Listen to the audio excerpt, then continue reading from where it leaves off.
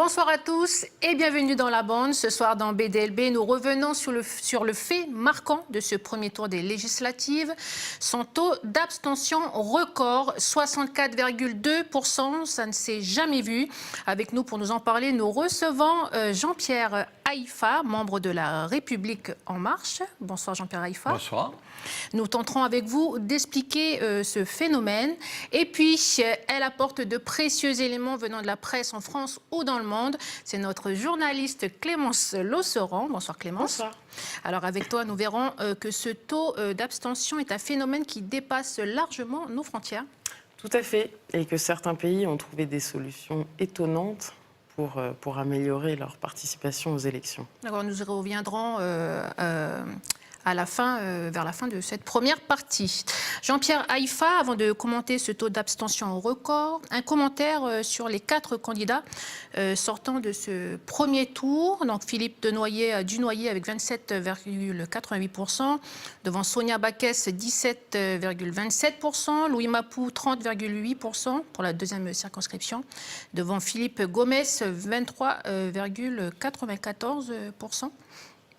Alors, effectivement, je crois que ces élections législatives, elles sont très particulières par rapport à ce que l'on a l'habitude de connaître.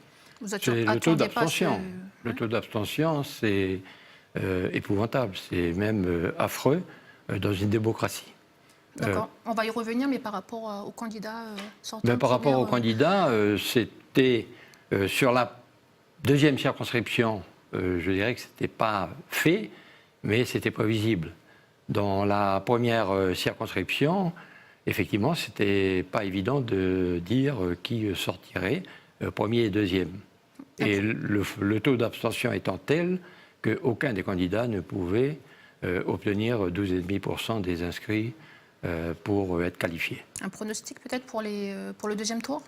Alors, pour le deuxième tour, j'ose espérer que les électeurs auront un choix facile à faire, parce que beaucoup d'électeurs, plus particulièrement dans la deuxième circonscription que j'ai rencontrée, ils m'ont voté pour qui 9 candidats dans la deuxième circonscription, 12 dans la première. Il est clair que les électeurs avaient effectivement un grand choix, mais ont eu beaucoup de difficultés donc, à départager les candidats. Et là, pour ce second tour ? Alors, pour le second tour, eh bien, il y a 2 qualifiés dans chaque circonscription. Je pense qu'il y aura d'abord les reports de voix. Comment vont-elles se faire ? Puisque de toute façon, les discours étaient quand même souvent diamétralement opposés. Donc, sur la deuxième circonscription, on verra s'il y a une mobilisation. Parce que l'histoire des mariages ou de la messe, ça, moi, je n'y crois pas. Quand on est citoyen, on peut trouver 10 minutes, un quart d'heure, voire une demi-heure pour aller voter. Je pense que c'est plutôt une désaffection, peut-être à nos hommes politiques aussi. Vous ne donnez pas de nom, là, pour le second tour ?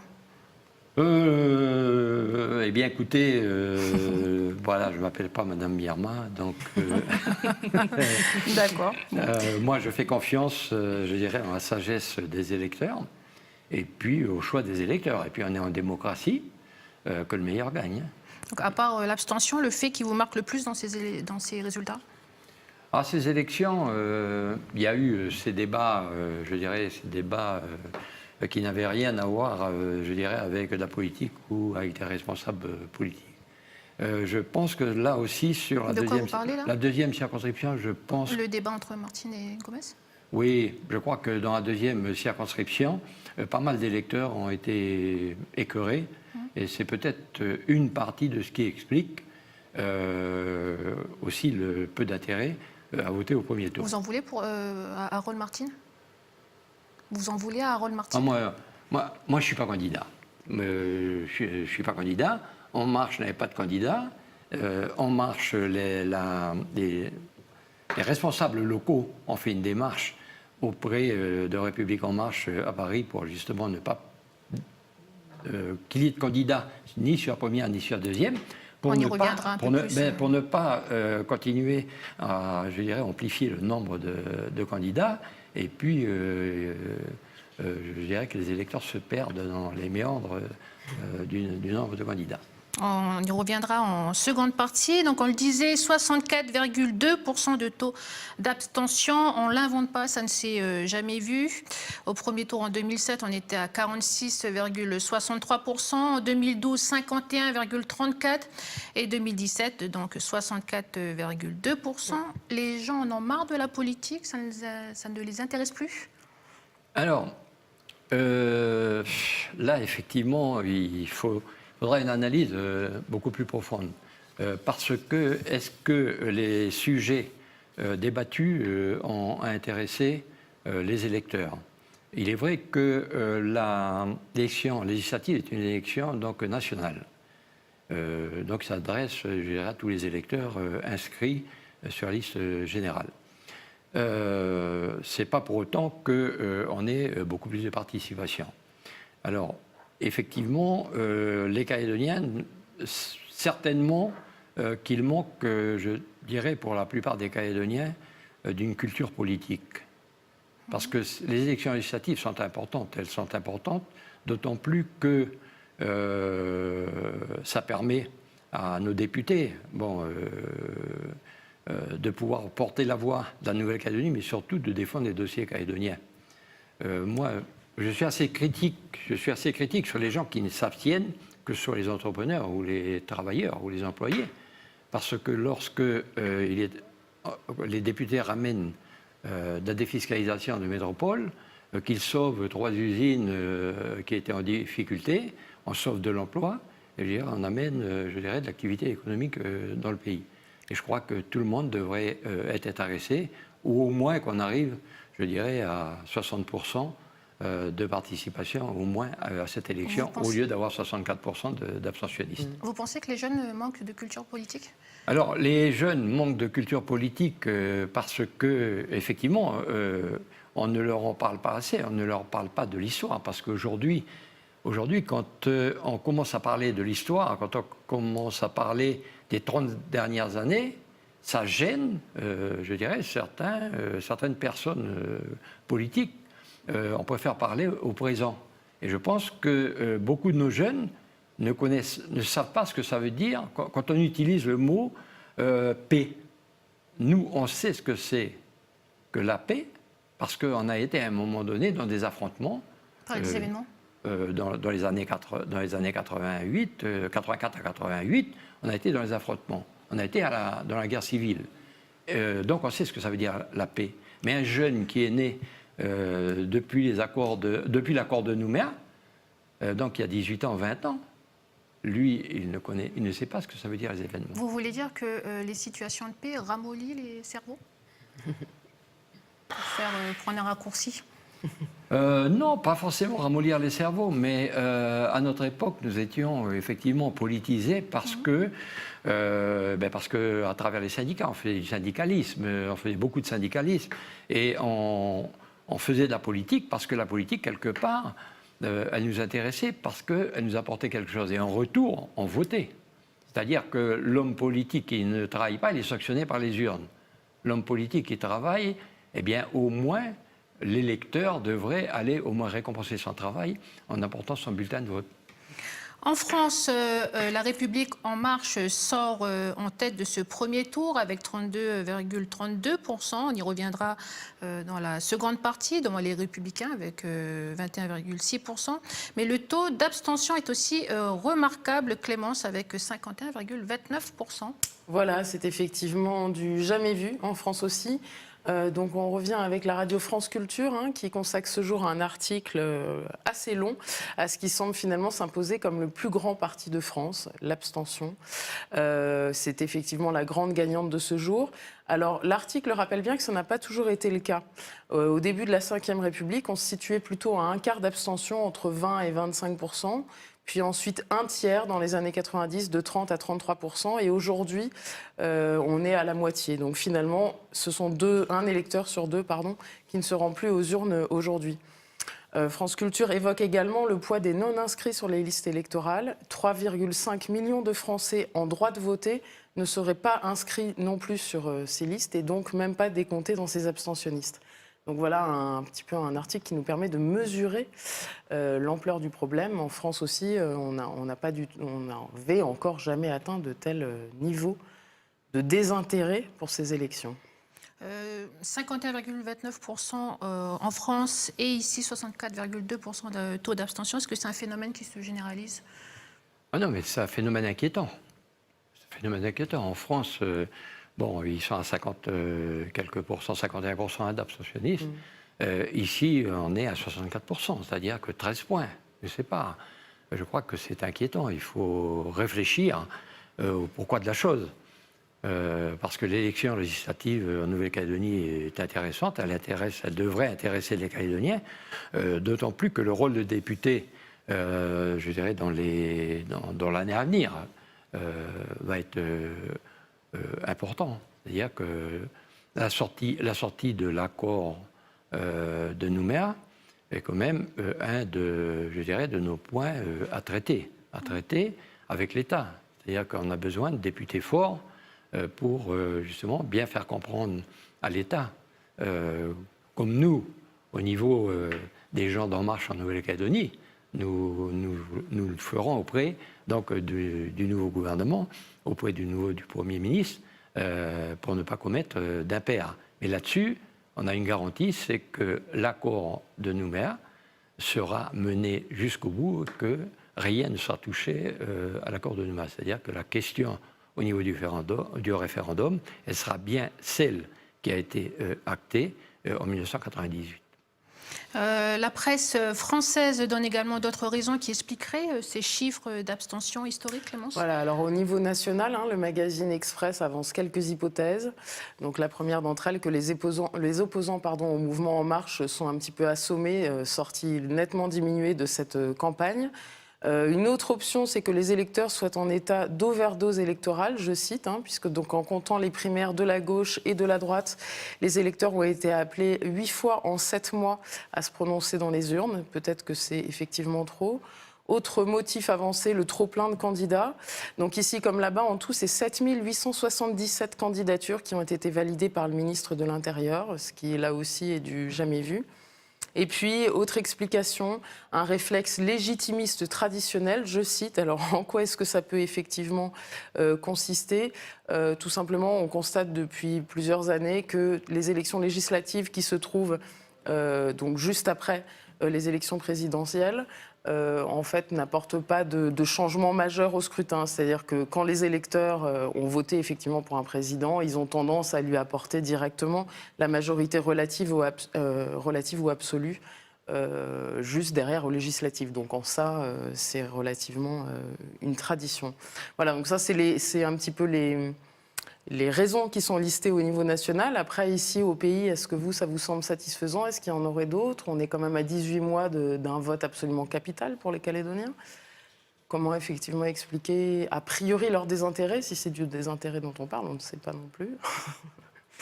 Alors, écoutez, moi, tout ce que je peux dire aujourd'hui, c'est qu'on a réutilisé une radicalisation du discours dans cette élection législative. Ça n'est pas bon. C'est ces discours qui auraient fait la radicalisation des discours n'est pas bonne pour la bonne raison qu'on parle de dessein commun, on doit travailler sur une sortie sereine et il faut éviter les discours clivants. Alors, j'ose espérer qu'au deuxième tour, les choses seront apaisées puisque de toute façon, il ne reste plus que deux candidats pour la première, 2 candidats pour la deuxième. Donc, au premier tour, il faut quand même le rappeler, c'est qu'il y a des discours qui ont été des discours très très durs, d'extrême droite, à la limite du racisme. Des déclarations qui peuvent faire peur et qui nous ramènent, je dirais, aux déclarations des années 80. Lesquelles? Plus particulièrement dans les débats, quand on dit que les petits Kanaks de Thio sont les seuls délinquants qui viennent mettre du désordre dans le Sud. Ça, c'est quelque chose que je n'avais pas entendu depuis bien longtemps. Mais ce genre de propos, ce sont des propos clivants. Donc je crois que pour le deuxième tour, il est important que les candidats opposent leur projet. on fait une élection sur un projet. Être pour ou contre l'indépendance, c'est en 2018, à la question au référendum, qu'on répondra à cette question. Aujourd'hui, réouvrir un débat dans le cadre des législatives sur ce thème, c'est, je dirais, un faux sujet. Et il faut faire très attention parce que la paix, c'est quelque chose de fragile, c'est quelque chose qui s'est gagné, mais ça reste encore, je dirais, quelque chose de fragile. Alors, oui, vous l'avez dit tout à l'heure, vous parlez de propos limite racistes, vous parlez clairement de Harold Martin, c'est donc lui qui sera à l'origine peut-être de cette abstention. Il y en a eu d'autres, au même titre que des candidats dans la première circonscription, même dans la deuxième, disaient qu'il fallait aller au référendum, on discutait pas avant, on discutait après. Là, bon, hier soir, j'ai entendu quand même un propos de Bernard de Hadrière qui rejoint totalement les propos tenus par Philippe Gomet depuis longtemps, de dire qu'il fallait un référendum éclairé. Bon, qu'est-ce que c'est qu'un référendum éclairé? C'est quelque chose qui se prépare, je dirais, en amont pour arriver à la question et au vote du référendum et que l'on sache déjà les points, je dirais, de convergence et ce qu'il reste sur lequel on n'est pas d'accord. Et donc c'est important parce qu'au lendemain du référendum, il faudra bien encore discuter. Que ça soit oui à l'indépendance ou non à l'indépendance, le lendemain, on ne se tire pas dessus, on ne se tue pas. Et il ne faut pas compter que je ne pense pas qu'il faudra compter sur la France pour faire une guerre coloniale en Nouvelle-Calédonie. Là, il faut bien que les Calédoniens soient conscients. Alors, il existe pourtant des nations où le taux d'abstention est quasi nul. N'est-ce pas, Clémence? Tu as quelques exemples pour nous? Alors oui, j'ai un petit exemple de chiffre qui pourrait nous faire rêver. 93,28% de la participation qui participe à des élections législatives. Ce n'est pas un rêve, c'est une réalité en 2013 en Australie. Alors est-ce que c'est un miracle? En fait, finalement, l'explication est sans doute assez pragmatique. En fait, les Australiens sont obligés de voter depuis 1924. Puisque ne pas voter, pour eux, c'est risquer une amende jusqu'à 8 000 de nos francs. Et dans certains cas, une peine de prison peut même être prononcée. Alors, c'est le cas en Australie, mais c'est aussi en Belgique, en Australie, en Turquie, en Grèce, en Autriche ou encore au Costa Rica ou au Brésil.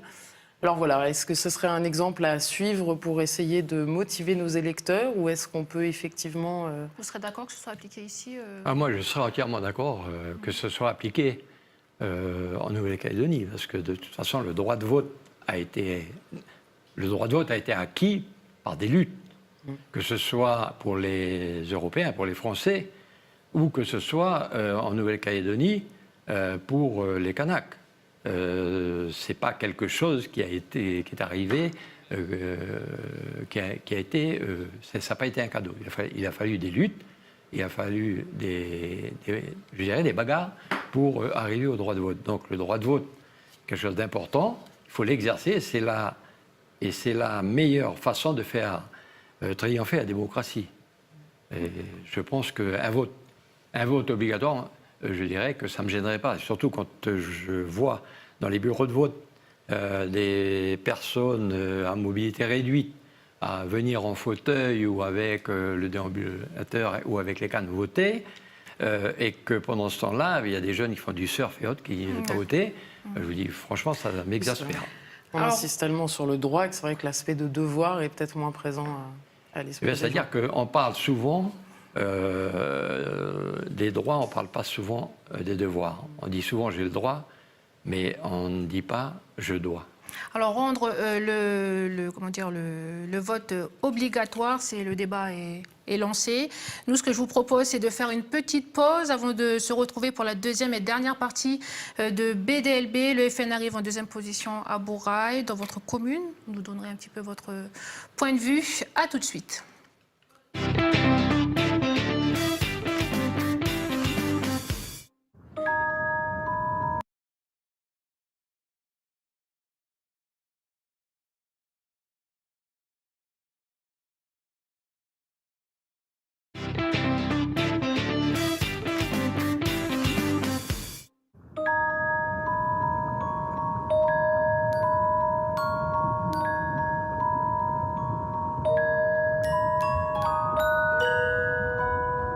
Pour vivre, il faut se nourrir. Et dans la mer, on imagine que ça se limite à un poisson qui en mange un autre. Ces poissons qui se nourrissent d'autres poissons sont des prédateurs carnivores. La chasse est leur principale occupation.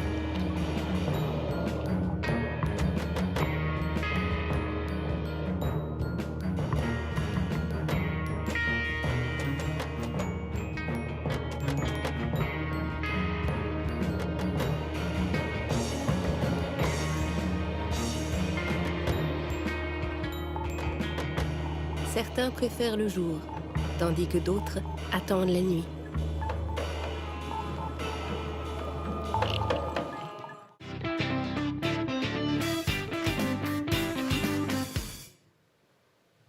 De retour sur le plateau de Bienvenue dans la bande, avec moi ce soir Jean-Pierre Haïfa, membre de la République En Marche. Avec vous, vous analysez plutôt les résultats de ce premier tour des législatives.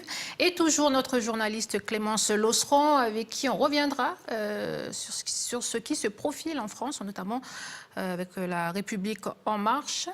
Mais avant cela, on revient au pays. Dans votre commune de Bourail, Philippe Gomès sort en tête avec 29,55%, devant Bianca Hénin du FN avec 19,28%.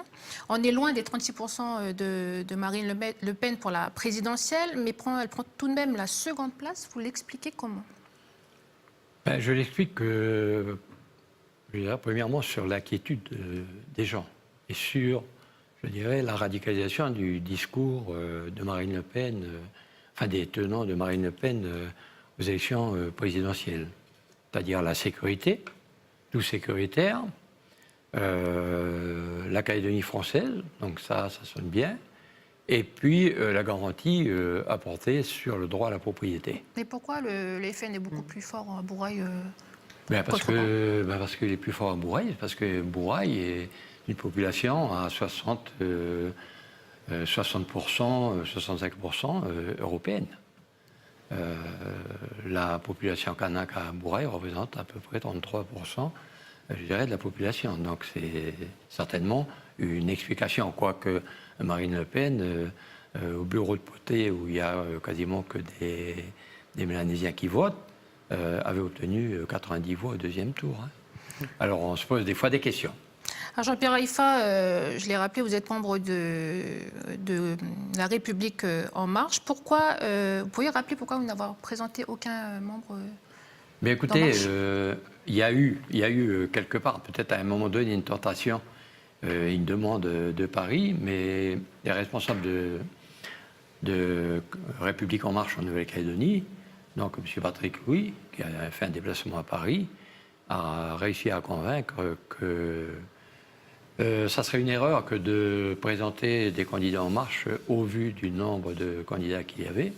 Et il ne fallait pas perdre de vue non plus que En Marche avait ses sympathisants, mais souvent aussi des sympathisants de gars déjà engagés dans des politiques locales, et puis que En Marche au deuxième tour, c'est, je dirais, la mobilisation des communes indépendantistes qui font, je dirais, le succès d'En Marche au deuxième tour. Donc ces électeurs sont fixés déjà cet électorat est fixé dans les partis. Alors Clémence, tu as une projection de la composition de l'Assemblée nationale? Voilà, effectivement, à quelques heures du rendu des résultats, on a un premier sondage qui nous permet d'évaluer que donc la République En Marche aurait entre 400 et 440 sièges à l'Assemblée nationale, de 95 à 132 pour les Républicains UDI, et de 15 à 25 pour le Parti socialiste et ses alliés, de 13 à 23 pour la France insoumise et seulement de 2 à 5 pour le Front national. C'est un raz-de-marée qui s'annonce, qui doit vous faire plaisir? Un tel résultat, je pense que personne n'y avait songé au départ. Après l'élection d'Emmanuel Macron, effectivement, tout le monde pronostiquait une majorité absolue. Mais là, c'est plus qu'une majorité absolue, c'est une majorité écrasante. C'est plus qu'une vague de fond, c'est un tsunami. Si ça arrive à 440 députés, c'est quelque chose de difficile à gérer même hein, pour une majorité. Vous vous attendiez à ce résultat? Alors, effectivement, mais en France, la démonstration, elle est faite. Effectivement, il y a l'abstentionnisme. Mais quand on regarde l'abstentionniste sur le premier tour, Marine Le Pen perd, par rapport au deuxième tour, elle perd 6 millions de voix. L'abstentionniste, à qui aura-t-il profité? Il aura profité aux partis forts, puisqu'on les voit en duel. Hein. Il y a très peu de triangulaires. Et puis, je pense qu'En Marche, c'est quelque chose que les Français certainement attendaient, c'est-à-dire un renouveau de la classe politique. Et il faut quand même regarder un petit peu ce qui s'est passé en Nouvelle-Calédonie. Les partis traditionnels hors Calédonie ensemble, qui se sont maintenus, mais sinon les jeunes, moi quand je vois le résultat de Gilles Brial, qui est pratiquement était un inconnu dans cette deuxième circonscription, il fait un résultat qui est loin, je dirais, d'être décevant.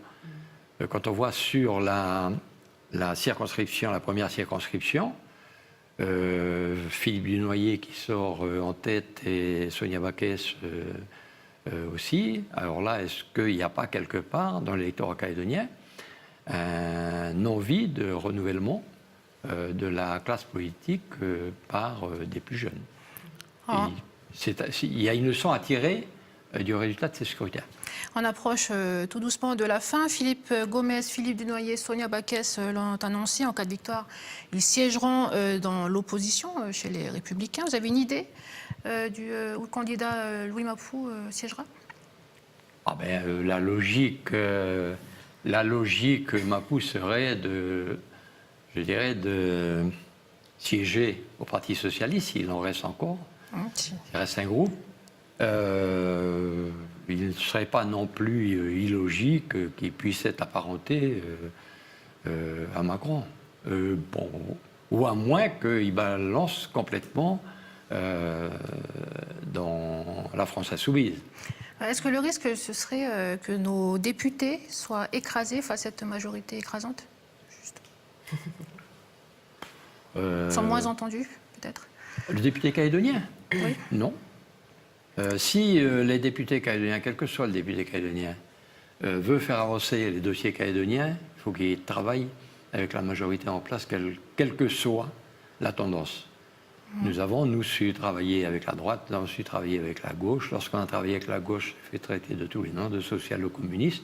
Je dirais ce que aujourd'hui, je dirais les adversaires de Philippe Gomez lui mettent sur le dos. Hein. Mais à une époque, personnellement, je sais ce que c'est que de se faire traiter de social-communiste dans les années 80, lorsqu'on a dû travailler avec le gouvernement de gauche, François Mitterrand. Donc je crois que les Calédoniens ont intérêt, les députés calédoniens n'ont pas d'autre solution que de travailler avec les majorités en place s'ils veulent faire avancer les dossiers calédoniens, s'ils veulent frontalement s'opposer au gouvernement, eh bien, il y aura peu de succès dans leur démarche dans l'intérêt de la Nouvelle-Calédonie. Le temps passe très vite, on arrive au terme de cette émission. Merci Jean-Pierre Haïfa d'avoir répondu à notre invitation. Merci Clémence Losseron pour toutes ces précisions. Et puis, merci d'avoir bien voulu m'inviter sur votre plateau. Je ne vous ai pas laissé le temps de répondre, pardon. Et puis merci à vous de nous avoir suivis. Bonne soirée à vous et à demain.